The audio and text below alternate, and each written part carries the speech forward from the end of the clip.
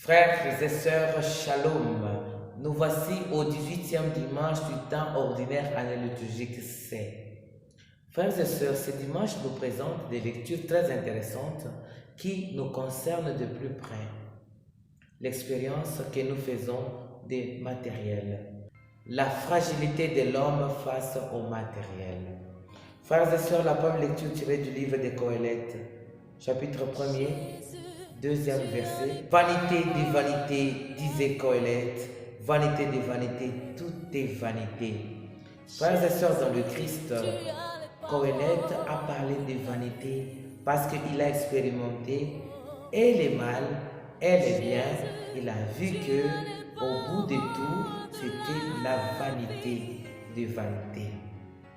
Oui, frères et sœurs, Qoéleth a dit vanité des vanités parce qu'il n'avait pas connu le Christ qui est la plus grande nouveauté. Le Christ qui est la plus grande nouveauté se révèle dans l'évangile d'aujourd'hui, tiré du Luc au chapitre 12e, du 13e au 21e verset. Du milieu de la foule, quelqu'un demanda à Jésus, « Maître, dis à mon frère de partager avec moi notre héritage. » Jésus lui répondit, « Homme, qui donc m'a établi pour être votre juge ou l'arbitre de vos partages ?» On voit très bien combien le partage de biens matériels ne concerne pas le message de Jésus. Jésus n'est pas venu pour établir l'équilibre entre ceux qui exploitent et ceux qui sont exploités. Non, Jésus est venu unir l'homme à son Père.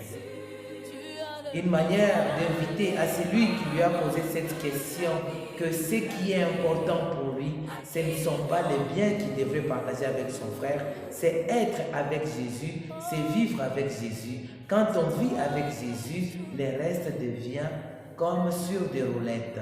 Mes frères et mes sœurs, encore aujourd'hui nous trouvons des problèmes même dans le couple où le père de famille et la mère de famille se disputent sur les salaires qu'ils devraient partager et que le père devrait dire tout à la mère et la mère devrait rien cacher au père. Le problème n'est pas de se regarder comme Tom et Jerry pour voir qui a fait bien, qui a fait mieux. Si Jésus est en nous, c'est Jésus qui va agir. Et si Jésus agit en nous, il n'y aura pas qui a fait mal, qui a fait bien. Il y aura seulement qui a fait ce que Jésus a voulu qu'il fasse.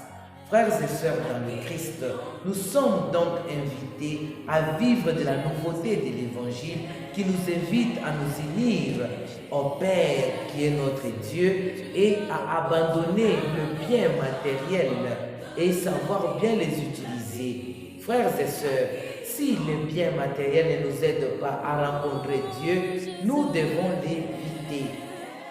Évitons tout ce qui ne nous aide pas à rencontrer Dieu, car il ne sert à rien, comme disait Jésus, de gagner le monde entier pour arriver à perdre son âme.